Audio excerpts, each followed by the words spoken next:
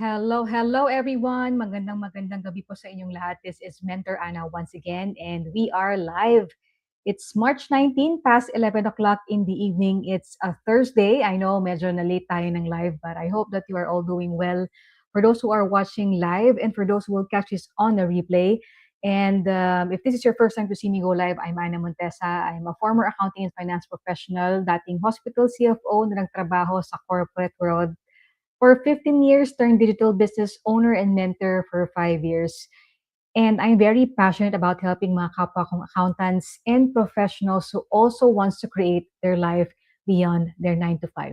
So for this evening, I just wanted to talk about something that is very important because I've been getting a lot of questions.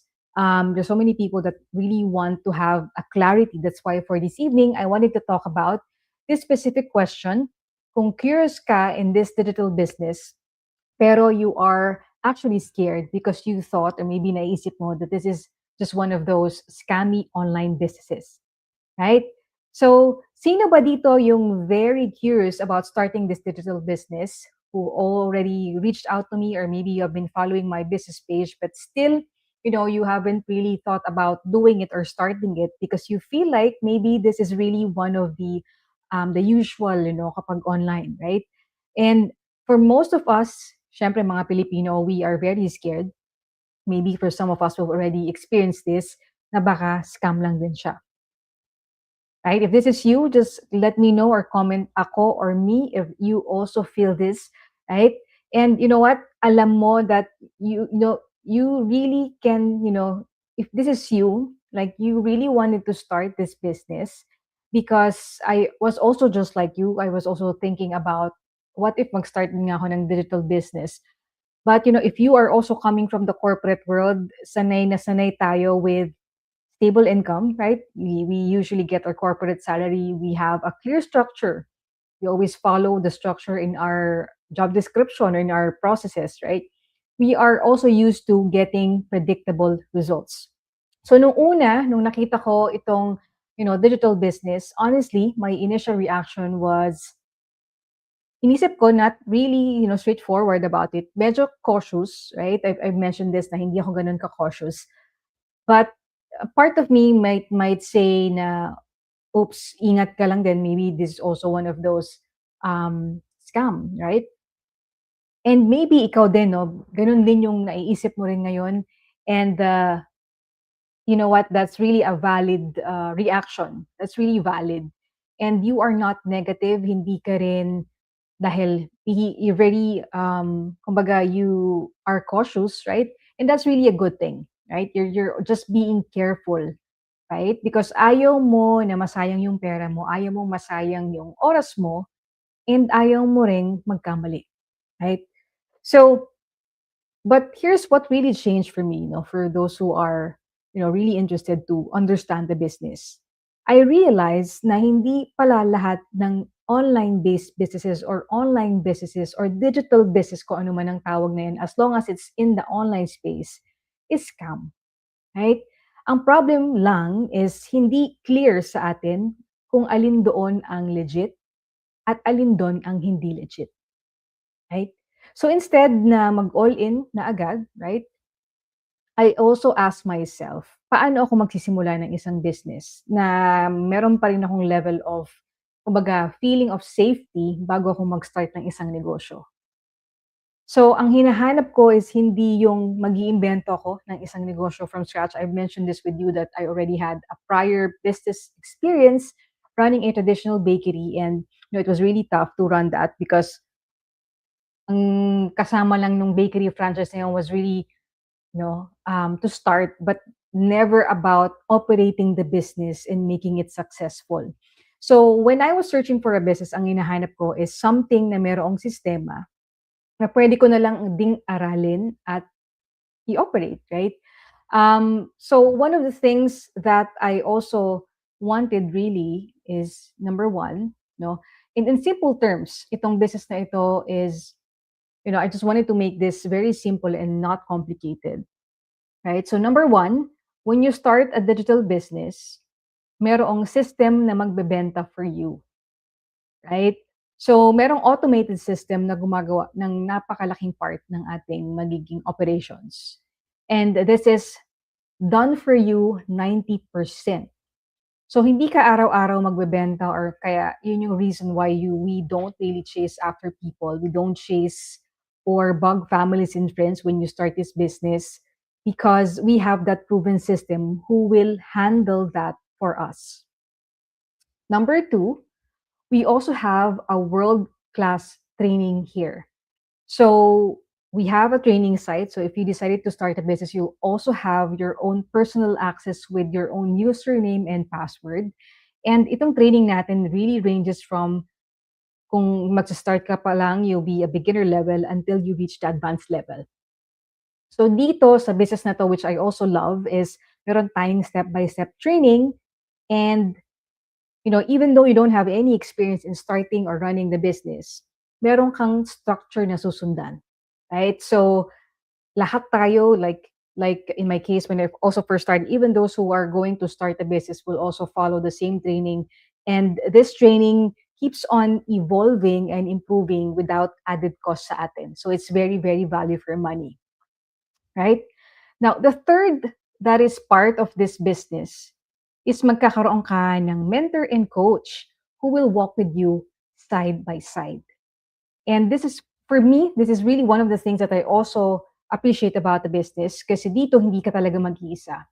So merong mag-guide sa'yo, yung mentor mo and yung coach to really lead you to the right direction. Right? Nung nag-start ako ng traditional bakery business, walang ganon. So it was really difficult for me to really know what I should do next or how I can generate more sales, how can I sell more bread, and it was really difficult for us to find that sales, no, to really keep the business going. So dito merong maggagabay sa'yo. So kung you have questions about the training site or wherever you are in your business journey, you have your mentor and coach to be there for you for life, right? Now the fourth one is meron tayong community of, so when you decided to start the business, right, you will also have access to our community of over 250,000 successful entrepreneurs all over the world. This is coming from all walks of life who are also very generous with their knowledge. So for those people na they've already gained success in the business or different strategies that really work for their own digital businesses, they also share that. That's why we have our daily drop-ins, we have mastermind sessions, we have millionaire mastermind sessions rather, and we also have specific courses, no, that is really, you know, kumbaga tailor fit doon sa kailangan mo, doon sa iyong negosyo. Right? And then the fifth one is meron tayo dito sa business na series of affiliate products. And these are physical products, tangible products. Meron talaga tayong product dito. And what happens is, hindi tayo magbebenta nun. Right? So the system that we will be building during the first few phases in our business will be the ones who will do the selling and marketing for us. And when your system was able to sell that product to your new customer or client or future business partner who also wants to start earning income online, right, through your own system, that's actually where you earn your own commissions, right? So those are the five factors of, with this specific digital business that I have started. And I hope that I was able to, cover all of the important aspects. So dito sa business, again, may products na tayo. We have tangible products na nakaset na sa ating system. So what happens is hindi ka na kailangang lumabas, to do the selling, to do the face-to-face selling or offline selling, because when you start the business, that's already covered by the proven system. Hindi ka na rin you're not going to also handle the shipping, you're not going to also handle a lot of inventory. So kapag merong bumili through your system, that's where you earn your commissions. So that's just very straightforward, right?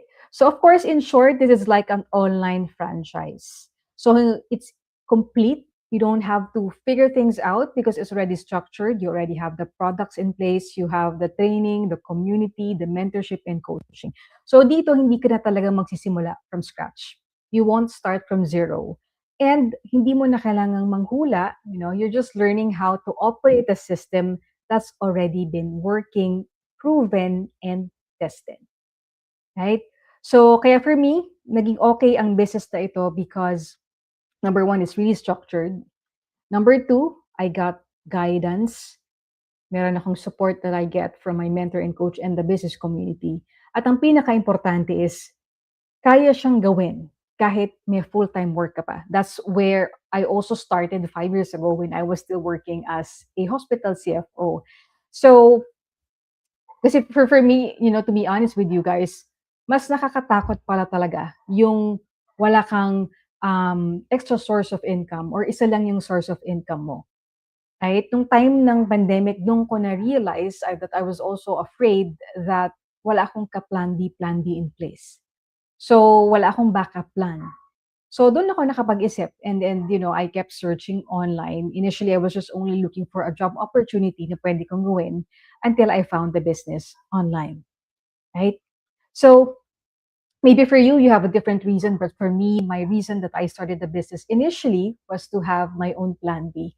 And, after doing the business for 2 years, part-time for 2 years, ako nga po ay nakapag-retiro from my corporate job. That's why I'm also sharing this business to everyone, right? So, kung ikaw din ngayon, you are also curious, pero you're also like me, you're also cautious or careful, that's actually a good sign. Right? So I also advise you that don't rush it. You don't need to really rush your decision making process. You don't also need to go all in agad-agad. Right? Ang importante for you, that's why I'm doing this, I'm sharing about this or talking about this topic for tonight because I wanted to give you the clarity that you need. Right?